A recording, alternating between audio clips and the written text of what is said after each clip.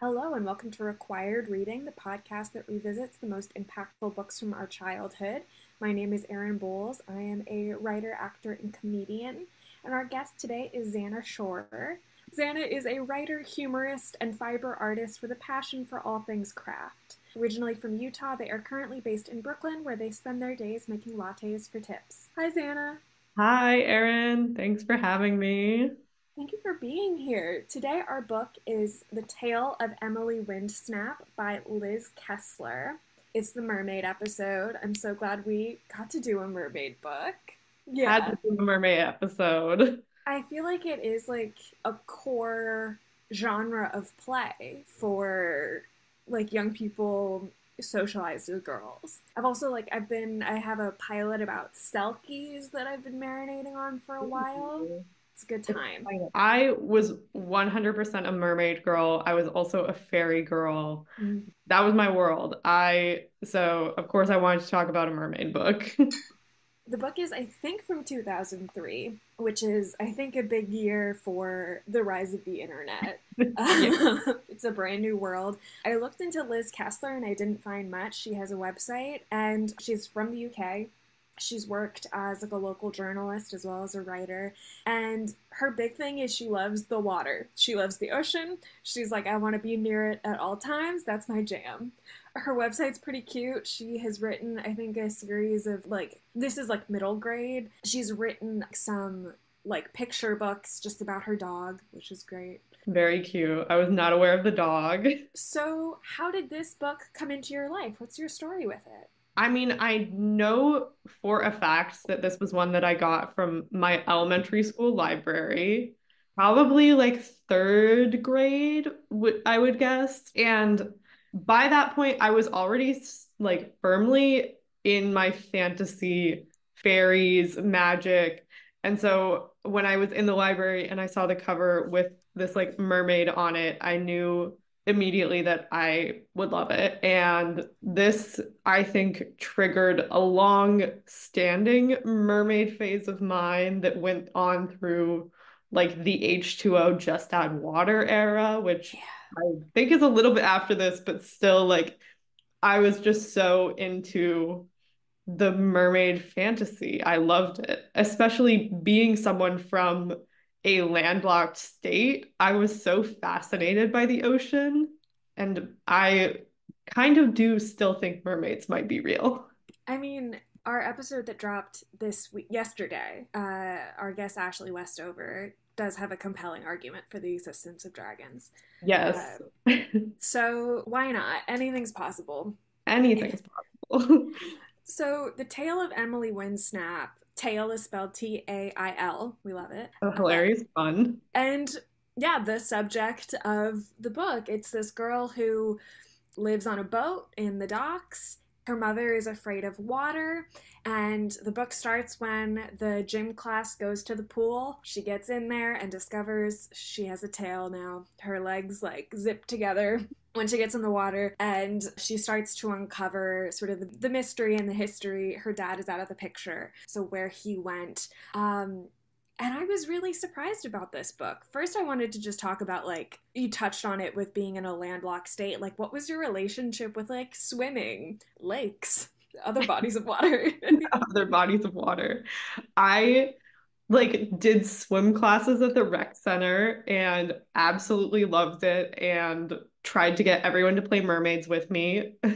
And my family's from California, so I spent some time in like LA, San Francisco, and I was always so fascinated by waves and the ocean. And I loved, especially on the West Coast, that when the sun sets on the water, I would like probably stare at the sun too long, waiting for the sunset.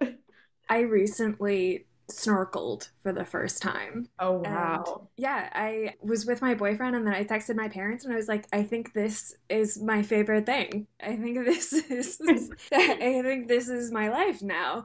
It is kind of magical. I remember I did snorkeling in one of those like tank pools where you like swim with sharks at one Mhm. point. And even that, I was like, these animals, they're just like flying. They It's are. magical. And swimming over coral and stuff. I went to the beaches in Delaware. I'm from Maryland, went there every once in a while, but like my mom does not swim. And she, when we talk about it, she's like, I don't float, I sink.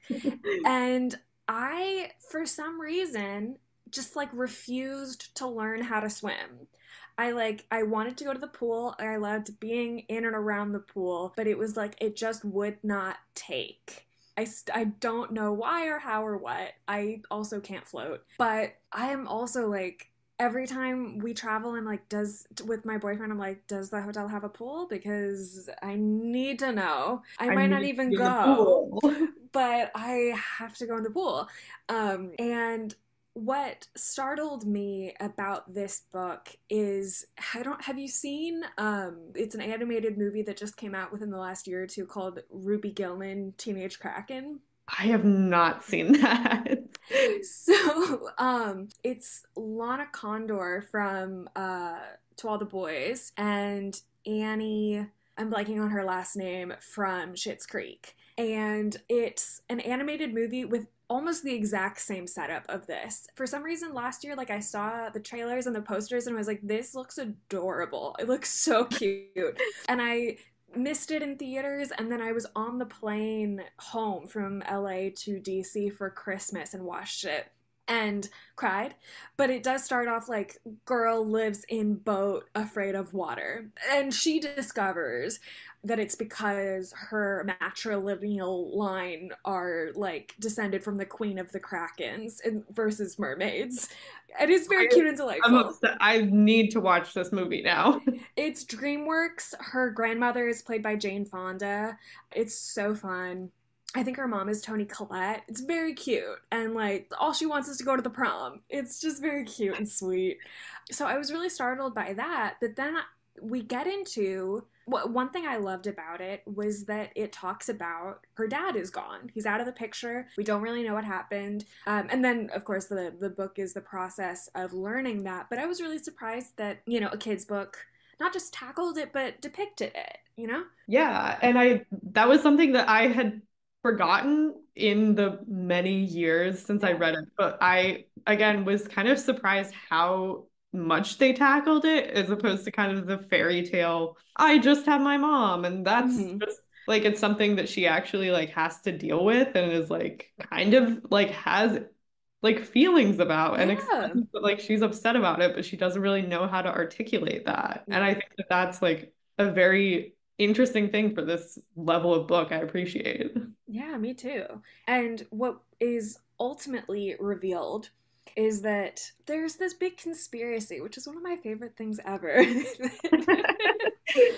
It's revealed that Emily's father was a mermaid, star-crossed lover with her human mom. They illegally, by mermaid law, illegally had a baby. He is then imprisoned underwater in the mermaid world jail, and mom's memory is wiped by the local lighthouseman and his Sunday donuts. Yeah. Um, I love the whimsy of it. I really liked the language of it, and I also liked like the high stakes of it. Yeah. There's a trial at the end. Yes. It's like a very kind of intense story. Yeah. Like her essentially like freeing her dad who's been locked in prison. And then Yeah. also something that I picked up on, and it's like, I'm not saying that this is one of the books that made me gay, but just I feel like looking back, so much of this language about like the illegal marriage between mermaids Yes. and humans, and there's all of this like I can't imagine someone like being punished just because of who they fall in love with, and like this Yeah. a sense of illegal marriage, and like yeah, I feel like that was handled in a very interesting way. Yeah, I highlighted a line because like it was the same subject that startled me so much from Emily. You can't make people stop loving each other just because a law says it's wrong. Like exactly. Amazing. Amazing. For Um, 2003 in the UK. yeah. And I think even before, there's a moment where she goes to talk to the lighthouse man before she discovers everything. And he tells her that her father was his friend and he's placed there by the mermaid government to perpetrate this conspiracy. And he's talking to her, basically trying to get her to no longer be interested in her father. And he says about the dad, he did a very good impression of love for a while. Oh, yeah. Which is like a startling amount of like emotional intelligence regardless. Like that's a stunning line in any book. Props to Liz. It was really Like, good. yes. And I feel like there were so many scenes because I kind of expected to revisit this as one of those typical like mermaid fantasy fairy whatever stories. But there's so many of those like really kind of emotionally tense scenes. Like there's the scene where she's talking to her mom and like her mom admits that she doesn't even remember anything about her dad. And there's like a kind of an implication that there was like a trauma there and that's why she didn't remember. And it's just a lot for a children's book to deal with. And I think that it's handled really well. Yeah. I think there's obviously like so both my parents were always in the picture, so I can't speak to this experience, but I do know that you're always looking for answers, of course. You're always looking to find out what it is. And I think there's a bit of wish fulfillment that, like, I can't decide if it's dangerous or not. I think probably not. I think it's probably, like, really nice Yeah. to have a book that's like, what if this thing that hurts is actually because he loved so much that he broke these rules, you know, that, like, I think it turns the thing instead of like feeling like an accident, feeling like your existence is a mistake, into your existence is so important and you are so wanted and so valued that you know all of these rules were ignored and ignored with the knowledge of their consequences because you were so wanted. I think that's so nice. Yeah. I really enjoy that. Yeah. The end, she goes through this trial, which Neptune is there. And I was interested because obviously, like, Little Mermaid was kind of the biggest touchstone. And I think that came out in the 90s. I Yeah. feel I like that want to say movie. like 97, 98. It feels like 97. I feel like it's the same age I am. But, like, copy paste of that Neptune.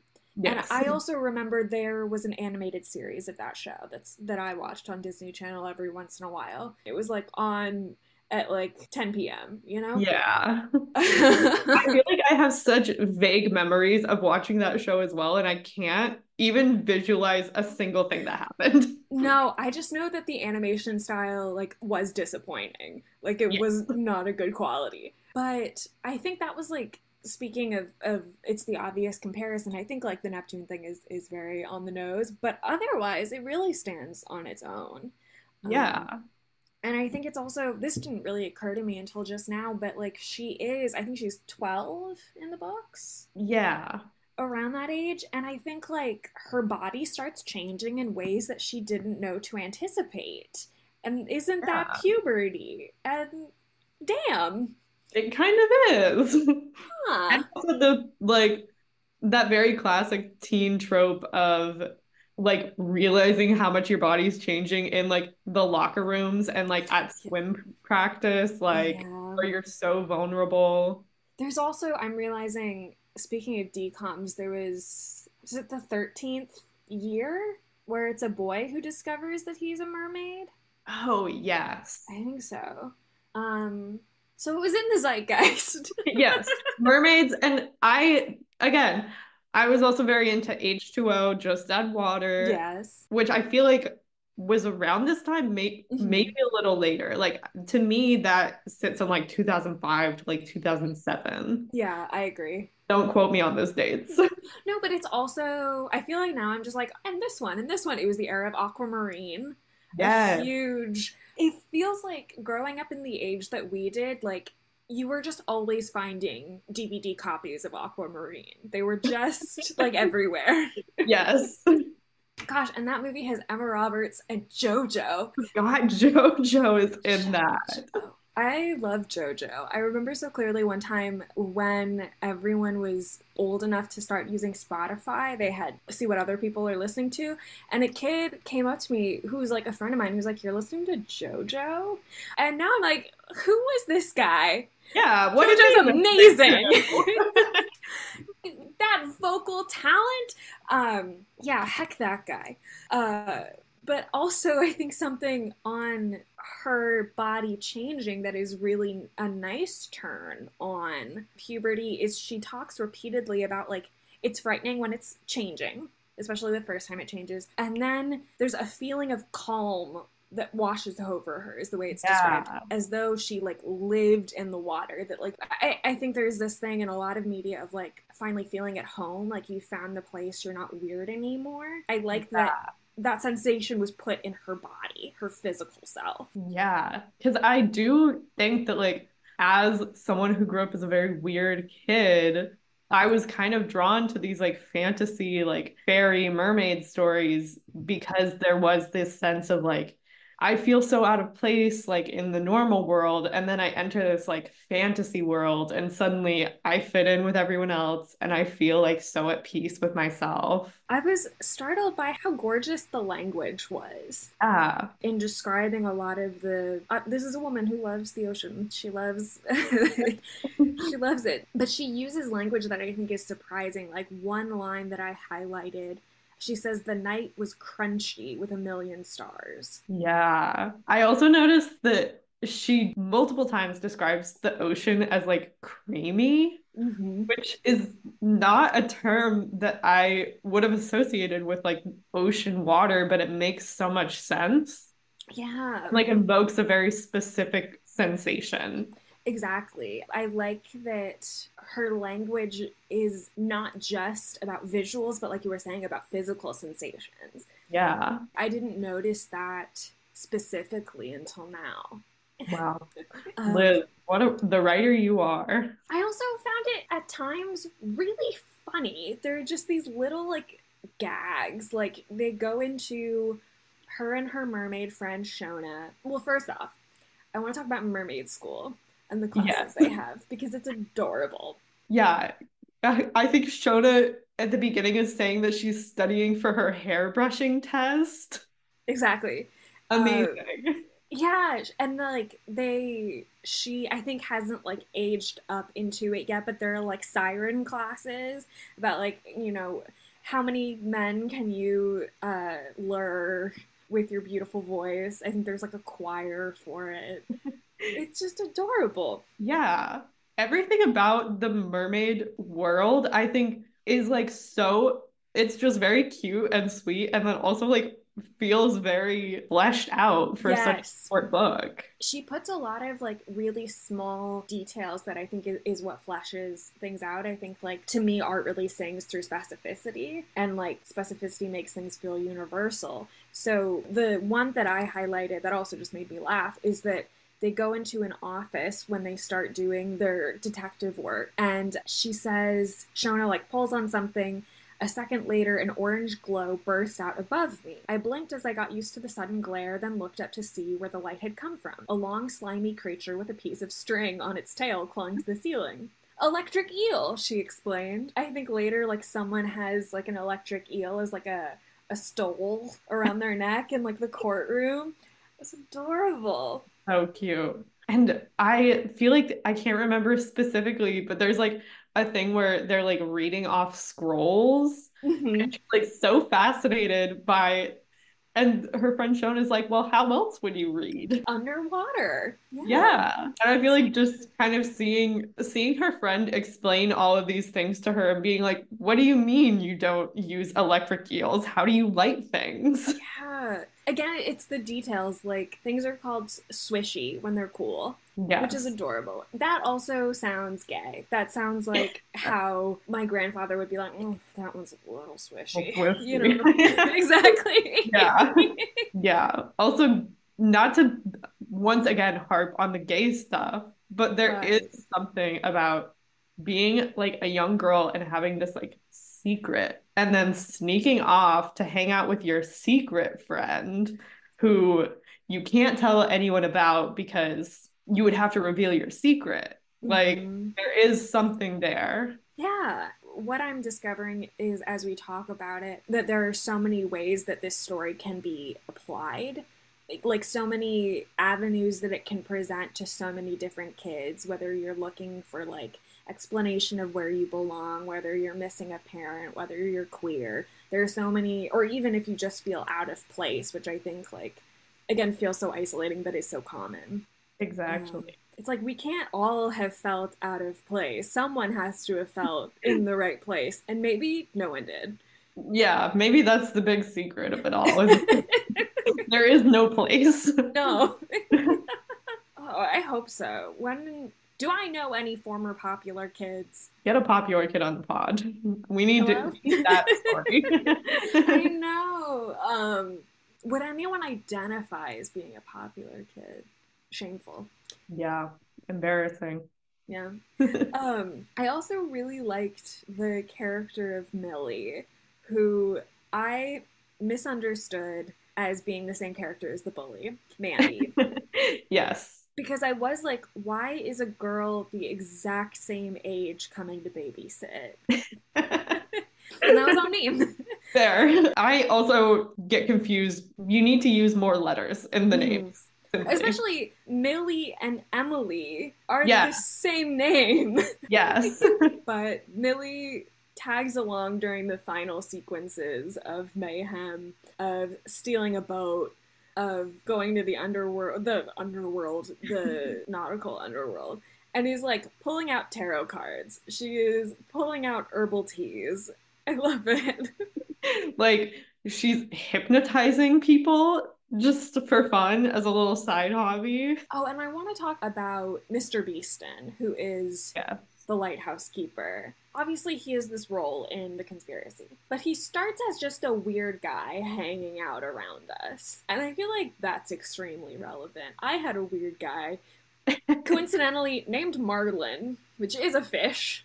Yes. But my parents were in community band, and before I was like old enough to stay home by myself, I would just sit on the couch in the back of the community center during band practice. And Marlon would always come over during break and be like, "Hey kid, how you doing? What are you reading?" And it's like nothing wrong happened, but I do want you to leave me alone. Yeah. I'm just small. Yeah. There's always just like a strange man. Mm-hmm. And I do kind of like that even the mom doesn't really know why he's like she's like inviting him over for dinner and like even she is just like, I don't know. Yeah, He's around. exactly. I think it's maybe at one point she's like he's lonely, which I think is true. I think like I mean, well, actually here's a question. It's a series of books. Did you continue to read the series as time went on? I did not. Okay. I think that I didn't realize that it was a series until like much later. Mm-hmm. Because my school library probably only had the first one. True. Because that's a character that I wonder like how it is he ends up in a very different place by the end of it. And I wonder how his if his story continues, how it continues. Yeah. Maybe it's time. Maybe I'm gonna go and read. There's like 10 of them, aren't there? Yeah, there's a lot. Also makes me wonder like does she go to high school? Like, I I don't know. would be interested to see like if the books do kind of like age with the audience. Like you see a lot Yeah. of other children's stuff. And I think it was also interesting how there was this I think it was Julia. There's this a little bit of like navigating the normal world of friendships between girls and like kind of a friend Yeah. breakup, which was interesting. I just think that there's so many layers of like interpersonal relationships and like you get to see like a new friendship developing and kind of like an old friendship falling apart and all of this that feels so relevant to 12-year-old girls or just 12-year-olds in general. Yeah. And they leave it on this interesting note of like the resolution is that they have to go live on this island that is like an experiment Yeah. where we're seeing if humans and mermaids can live together. And Shona, the friend, is coming along, but I don't think we ever find out if her parents are on board with it. Yeah. Kind of left on this cliffhanger where it's just like, we'll see what happens. Yeah. But you know that that would be rough for parents. That's in the Wizard of Oz, Dorothy through the series keeps disappearing, and Uncle Henry and Aunt Em are just like, please stop. Like, I guess she'll probably come back fine. Um, oh, I think something that I noticed is there's this repetition of this phrase of like, I need to know the truth. And I found that really interesting and universal. I think like even if that truth is nebulous, there is always a sense of like there's so much I don't know. Yeah. And like that urgency of it felt really relevant. Yeah. And I feel like that again, this is like kind of an age where kids are like starting to learn things apart from their parents and also starting to realize that their parents like might not be 100% honest with them or might not be telling them the whole truth or like kind of learning that your parents are like a fallible source of information and kind of having to figure things out for yourself for the first time. Yeah. It's such an interesting dynamic where Emily knows things that her mother doesn't and knows that her mother's memory has been wiped. And I think you touched on it. There's this really difficult and beautiful scene where Emily like takes her mom to the spot where she and her father met and is like trying to get her to remember. And it's starting to work and she's starting to get pieces and then kind of shuts down because it's hard, because it's parents. And her family moved away. The mom's family left. And it's to find those really grounded moments in the fantasy elements, I think is really rewarding. Yeah. And something else that I did want to talk about was Yeah.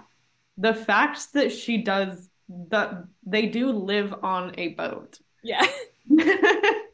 I do think that it's very funny that the mom like has a fear of water, that it's like revealed that that's like I think something that the mermaids kind of like implanted in her to Yeah. keep her away from. And so she like has a fear of water and still chooses to live on a houseboat. Wild. Yeah. But also, did you want to live on a houseboat because of this? Like, how did that Um, play into your I memory? still kind of want to live on a houseboat because of this. Yeah. Especially the idea of just like, we're picking up. Like, all of us, we're gonna go. The world's our oyster, you know? It's adorable. Very cute. Also, I was not familiar with how British this book is. Oh, I don't think I noticed that. Say more. I think there were just certain things that I noticed in a reread, like Britishisms that I just did not pick up on as a child. Like, I think she says like have a chat with somebody a few times, and like I reading it as a child, I guess I placed it on like it felt very like northwest to me. Like I was Mm-hmm. picturing it like San Francisco or like Seattle or Portland, like that kind of a coastline along there. But reading it, it does feel very British, which again, I don't, maybe this is me having a limited belief about mermaids, but I don't associate mermaids with England.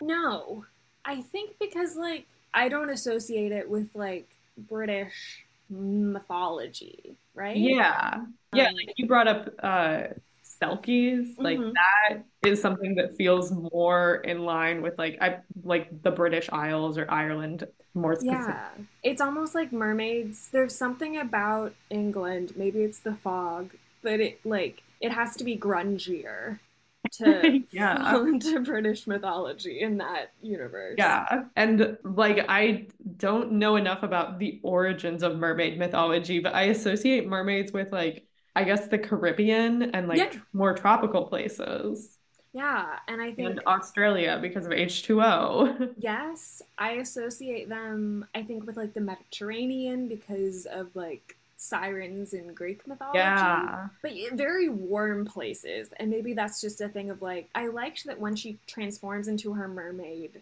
legs, her shirt, her like swim shirt is still there.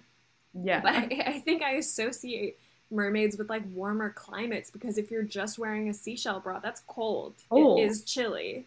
yes. Also, another thing that I thought was interesting is like kind of the environmentalist aspects. Like her mom is obviously very like kind of hippy dippy and like has Mhm. this friend who's like really into crystals and tarot. But then there's also like several scenes where she describes swimming through trash before she Oh gets to like the yeah. clean ocean. Hmm. And she's like, I gotta get past this like ring of just like random trash close to shore. Yeah, I think there's this contrast of like how beautiful the ocean is, but not docks, not Yeah. harbors, which is very true. Yeah, it's something grungy and Yeah. polluted. And I did have like a little like jump back when she would jump into the ocean from the houseboat. There was something like, that's Yes. not clean, girl. Yeah. Yeah. So again, it makes it clear that this author very much loves the ocean and like has a strong passion for like the like keeping the ocean clean and like what how beautiful the ocean can be. It definitely it makes you want to go to the beach. It makes you want to hop on a boat. It makes you Makes me want to want to hug go your mom. surfing. Like, Yeah. yes. Yeah, it's really sweet. I was glad to read this one. It was just like heartwarming and good and cute and really beautiful. The language especially was really gorgeous. Yeah. I would like to ask like your Hmm. experience with mermaids as someone that was from like Maryland, so Yeah. more of a coast. Yeah, it's weird because I'm not from like the Bay Area, the Chesapeake Bay area, but starting in 6th grade, every like science class had like a test which would include like a written prompt about like how filthy the Chesapeake Bay is and how all the crabs are dying. Oh, Um, and like there's Ocean City, Maryland, which I only ever went to once, but is affectionately known as Ocean Shitty. Uh, so I think like I didn't really have that. And I remember like there's this idea of like you were a mermaid kid and I was like a witch kid. Like I oh, ran witch school on the playground and I ruled it with a very heavy hand and kids did not like it. And that's fair. that I think I also did that. At some point, I went through a witch phase. Oh yeah. I think for me it was like heavily like Buffy influenced. Yes. And they have a great fish episode. Great as in bad, but really Yes. fun. Where the whole swim team it's like Turns a it's into like yeah. it's like a metaphor for steroids, but they're Yeah. fish. Yeah, like they're juicing and then they turn into like sea monsters. But really no boys besides Mr. Beaston and Dad. But like no Yeah. young boys. Yeah, I did think that that was interesting. Maybe again, this is like a British thing. Mm-hmm. I feel like co-ed schools are not as common, but I was surprised to see that like no one in her swimming class, like there were no boys around. Yeah. I think there were like a few names here and there, but certainly no characters that really stuck. And yet that like that did resonate with me of just like especially when I was in elementary school of just like boys didn't register. Like it just Yeah. wasn't unless it was like and I think this is also a queer thing. There would be like one boy that like five girls had a crush on. And I think I remember being like, well, everyone else is saying Peter, so like sure, that's it. Yeah. I'll go like there's community there Yeah. and all That the girls is who like like this boy. I had the experience of like the girl that like looking back I had a crush on, had a Hmm. crush on some boy, and so I was like, well, if she likes him, I have to like him. Exactly. But there was never competition. It was never like there was always room Yeah. enough for everyone. Yeah.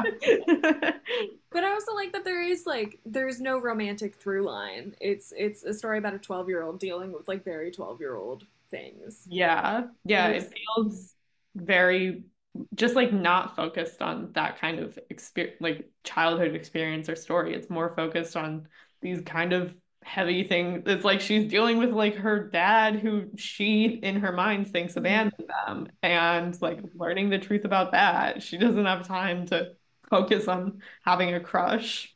Yeah, I think it's also like it's really rooted in that moment, even in that like she's not wishing that she's older. It's like I have these really urgent questions about right now. My body is changing right now. Yeah. And I think I really appreciated that, that it was so rooted in that moment. And I think also like for kids to get them to focus on that time instead of like Yeah. focusing on boys, but like the future complications, you know? Yeah, I definitely was one of those kids that spent so much of my childhood just like wanting to be a grown-up already. Oh, And yeah. so hearing that and kind of like having this story to try and focus on appreciating the time of your life that you're currently in can be Yeah. very important for kids. Yeah, this book surprised me in a lot of ways and I think is distinct from other things. I really liked it. Yeah, me too. I am glad that I reread it. Yeah. Maybe I'll reread the whole series. Was this maybe your first time revisiting it since like third grade? Yeah. It's possible I read it like several times in like third grade, Yeah. but this is definitely the first time I've revisited since young childhood. Mhm. How did it hold up? I mean, we've sort of nebulously touched on that. How did it hold up to your memory of it? Like, what do you perceive really differently now as an adult having looked at it? I think I perceived it as very much like a lot less complex than it is, which I feel like we've kind of talked about. And I viewed it as like much more typical mermaid story. I kind of saw it in line with like the aquamarines and like the H2Os and like all of the other mermaid media from that time period. But I do think that this like stands out and tells a much more complex story than just the kind of baseline typical mermaid. I mean, I guess my other thing is you kind of talked Yeah. about like being a witch kid of like Hmm. other like this kind of phenomenon of like children latching on to a specific fantasy creature because I know I went through a pretty strong fairy phase before Hmm. I like truly latched on to mermaids. And so I wonder like what do you have to say about why do kids want to Yeah. be fantasy creatures so bad? I think that's so cool and such a good topic. And I also wonder like what were boys' equivalents? Was it like sports? Was it superheroes? Was I it feel like I dinosaurs? You kind of touched on dragons. I feel like a lot of, at Hmm. least at my school, all of the boys were reading like Aragon, that dragon book. Yeah, that's true. Witches was huge for me, and I think that was the main thing. But I'm also thinking, like, I mean, Harry Potter was huge. I think, Yeah. I don't know exactly what it is, but just like being in the forest, kind of. I feel like that's like fairy adjacent. Yeah. Um, I had a oh, lot of trees in my childhood backyard, and so I would just go like pretend I was in the forest and like a fairy going into the fairy world. exactly. There was so much like this sense of wonder of like what's around the next tree, what's under here, what am I finding? There's yeah, I think the sense of like finding worlds that surprise you that like you didn't know about and can maybe explore and escape to and what stories are there. Yeah. Yeah, I'm like I played a lot of school, which is so boring. And I would go home and teach stuffed animals things. And it wasn't even like I was like parroting what I had learned in class. I was just like drawing like numbers and X and Y. And like, this is really hard, but I know it. God, what a nerd. Yeah.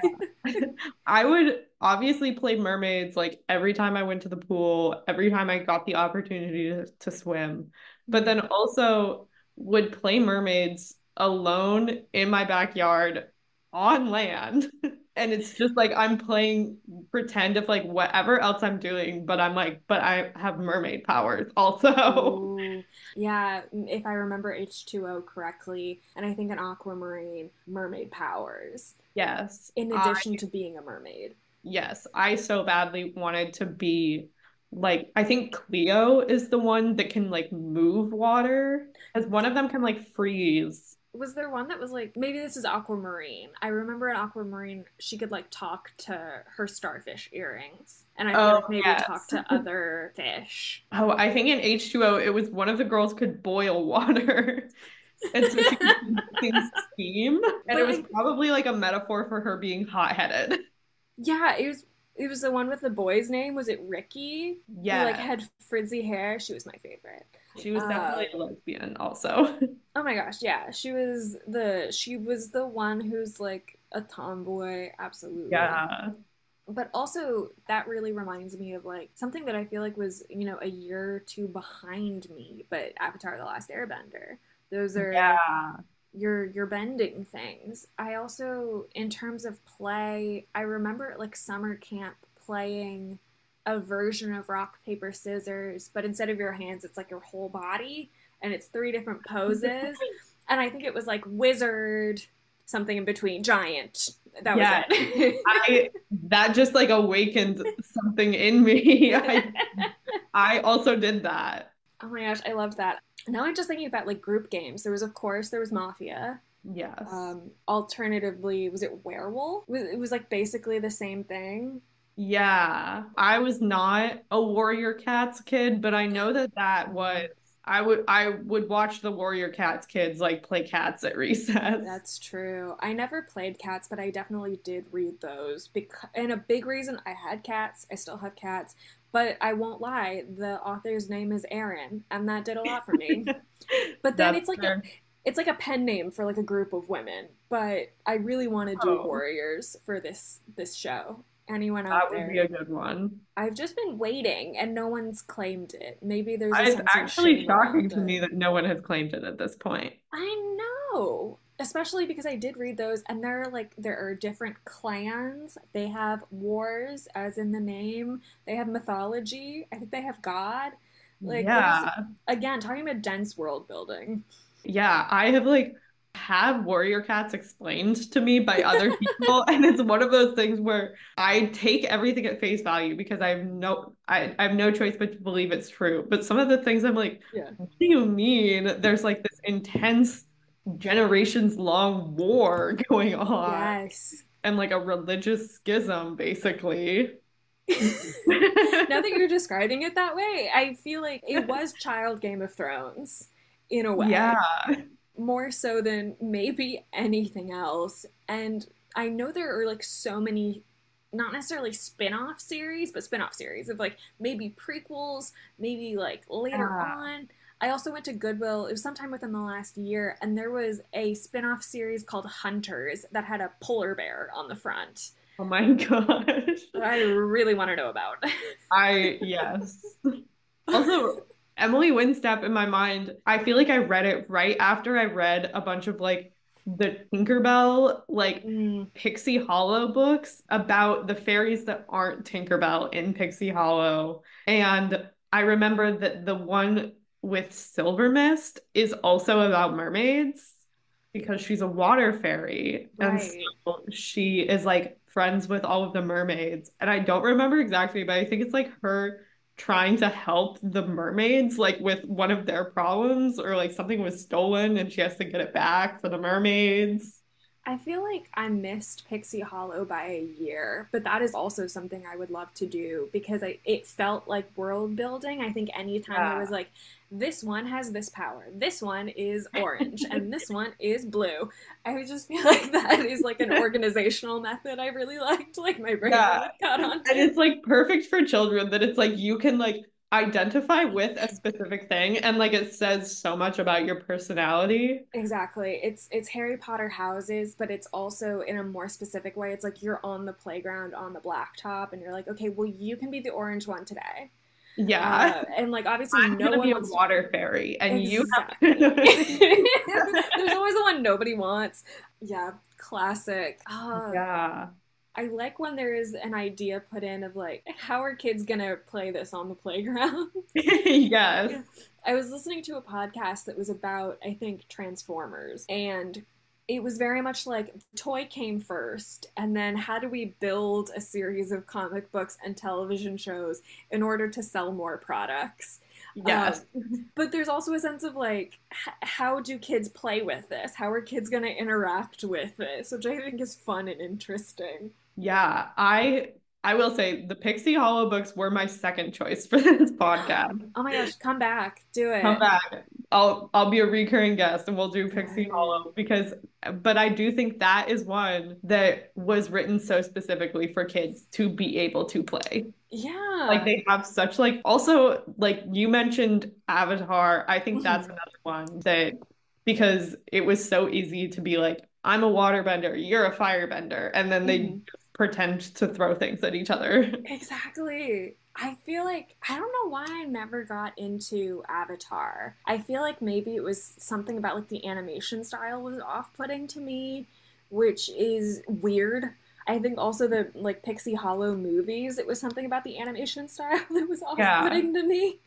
And like I was the most annoying child being like 9 years old watching the Pixie Hollow movies and going, "Ugh, but the book was better." Yeah, true. I remember specifically there was like the Pirate Fairy one. And I read the book and then I watched the movie and I said the book was better. I want to read that now. Oh my gosh. Pirates and fairies? Great, great book. Because the fairies kind of exist in this like fantasy world among Yeah. many others. So they like talk to the pirates, they talk to the mermaids. There's also like one of them that I didn't read her book, but she's like the animal fairy. So she's just Mhm. like hanging out with all the animals. I don't think I knew like how to put a name on this when I was young, but as an adult, I do. I'm very much a person of like I want to see the little mice living in the tree using like acorn caps as Yeah. hats. You know Yeah. that like that's me. Yep. That was very much me as a child as well. Like I wanted to have a little like I remember there was like one of the Pixie Hollow books where she's like pouring tea out of an acorn. Ah, yes, Perfect. exactly. No notes. Exactly. That was like, it was so much, I think, to me about like recreating normalcy within fantastical worlds. And I think that's something that really resonated with me about this book is how, like, Yeah. even in underwater, they still have desk lights. They still have, you know? Yeah, Um, they still go to mermaid school and study for their hairbrushing test. Which I like that it wasn't really a vanity thing. It was like this is in order to like lure men in. Yeah. They don't really say for what purpose. Yeah, Um, and they don't really say what makes a good, like, how do you ace your hairbrushing test? but we know Shona will. Yeah, you know that she's really good at it. Yes. She And does it in such like an elegant manner or exactly. something. She stays up late studying. She goes out like to find, The isolated best places to place to study. practice. Yeah. I respect it. But it's such an interesting conversation of like forms of play, Yeah. universes to explore. Yeah. I was very into like you said, like wizard play. I got very into like the Buffy the Vampire Slayer, like Mhm. vampire hunter stuff. And I feel like that was something that I played a lot. I Of loved like making spells, casting potions. spells, making potions. Like this is something that my sister still likes to bring up to like embarrass me. But after reading this book in my mermaid phase, I like went on YouTube in like 2007 and found a YouTube video that was like how to become a mermaid and you had to do like this like special spell under a full moon and I like did it and then like sat in the bathtub and was like why am I not a mermaid? Yeah, but also what a time capsule. Absolutely. Yeah. I remember like early YouTube and it was just like some like dreamy ocean music with like a slideshow of text that's like on next full moon. Collect these objects. Right. I want to be a mermaid on a piece of paper and like run it underwater or something. When you're like 7 years old on the internet, everything on the internet is true when you're seven. And so Exactly. I fully was believing that in my core that I would become a mermaid. Yeah, the internet was such like a mysterious thing. I don't think there was like any concept of like I could put something on the internet, you know? Yeah. I was like, Um, it has to be an expert. I don't think Otherwise, it was how like would they have put it up there? exactly. It was a complete mystery until like iCarly happened, and then suddenly I was Yeah. like, "Oh, we can do this." But Yeah. genuinely, before that, I don't think it like occurred to me. Yeah. And then also, not to get into the like anti Gen Z, anti Oh like my Gen, gosh. Alpha, but there is something to like I think kids are learning that the internet is like something that they can use and like post on, like too young for my liking. Hmm. A couple of years ago, I lived in a duplex, and the other unit had like a 3-year-old and a 5-year-old who became really obsessed with me and my boyfriend, and that was very cute. But once I saw them watching YouTube shorts on their parents' phone, just pressing the dislike button, like there was no tomorrow. And it was, for some reason, it shook me in my core. It was horrifying. Oh, and like there are so many times that like on like Instagram or like YouTube that people will like I'll come across a comment or like someone will repost this comment where it's so blatantly obvious that it's like a child writing this, like a 5-year-old, and then you have adults arguing with them. And I'm like, I think more people need to realize that you're arguing with a 5-year-old.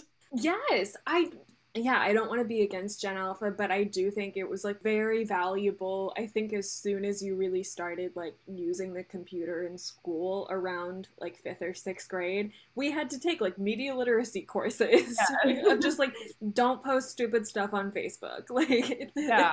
And oh, also, I feel like I was of the generation where everything on the internet is anonymous. They yeah.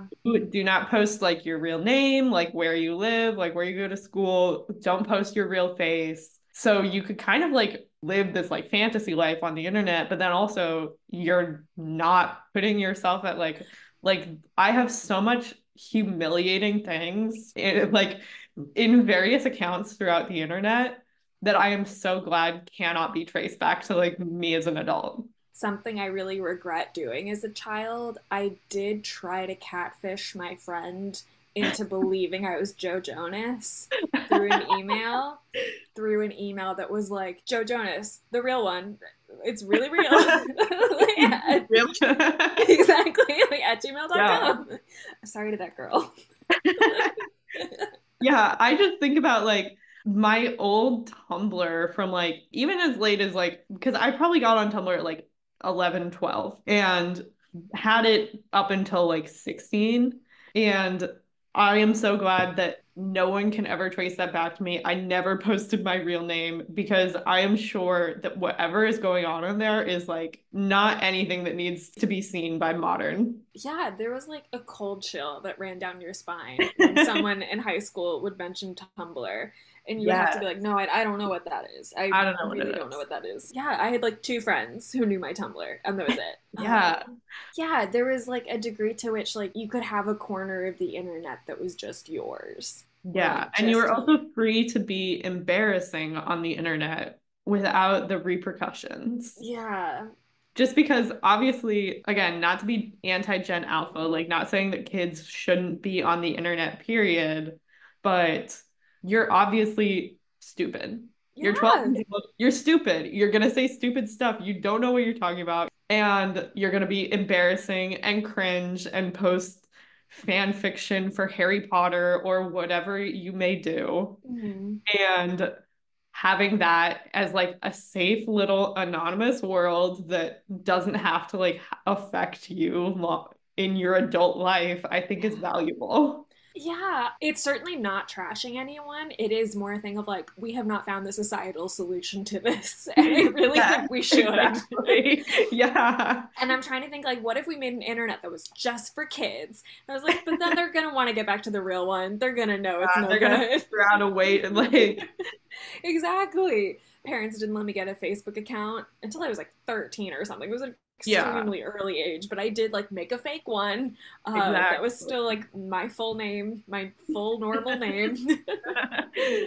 Yeah, I feel like we are about to see a generation of people where like every dumb tweet, every dumb like we're kind of already seeing that. And it's not even like necessarily bad things. Just No. like being dumb and like being 12 and embarrassing. Get a journal, guys. Yes. If you're a parent, get a journal. Get your kid a journal. Everyone needs to keep a diary. Just keep it quiet and tight. And that's parenting tips from me. Yep. Man, this has been great. Yeah. Yeah. Well, I guess our final question, would you consider required reading? I would Yeah. especially given that we talked about how many people that can relate to this, how many kids that this could like impact in like so many different ways. And it's like very like emotionally mature for a middle grade book series. Yeah. I think so. If you have a 12-year-old, buy her this book. Buy her this book. I think especially I'm really taking note of how it focuses on that age and that moment and sort of like Yeah. being present where that is. I think that's really valuable. There's such a astonishing jump from like Sesame Street to like Degrassi, and there is not a Yeah. lot of in between time. Yeah. That might be a dated reference, but Yeah, I feel like this and like Percy Jackson for me were mhm. like the things that I remember kind of focusing on like that awkward 12-year-old stage. And that it's yeah, that it's okay to be in that, and then it's gonna sort itself out, which of course like you never want to hear that. But it is. It will. There's no way 12-year-olds are listening to this, but it'll be fine, you guys. It works I'll out. find a 12-year-old and I'm gonna send them this episode. Thank you. Is there anything you want to plug as we round out? Not much to plug. Follow me on Twitter, follow me on Instagram at Zannah Schorer. Well, Thank you thank so you much so for having me. much. This was so This was much such a fun. delight. Yeah. Thank you so much to Zannah. Very, very fun book. If you know a 12-year-old or a child who loves mermaids, please give them The Tale of Emily Windsnap. Next, we have Lock and Key, our first Sarah Dessen novel. I'm so excited because I never read Sarah Dessen, and it feels like, that was big hole in my understanding of young adult literature of the aughts. Then we're going to have Mysteries of Harris Burdick, and then A Series of Unfortunate Events, and then Airhead by Meg Cabot. And then I that's as far as I've scheduled so far. You can find me everywhere at Erin R. Bowles. The R stands for... Oh, I'm only coming up with bad things. Rachel, my friend, Rachel Taravecchia. She's an incredible painter. Shout out. Goodbye.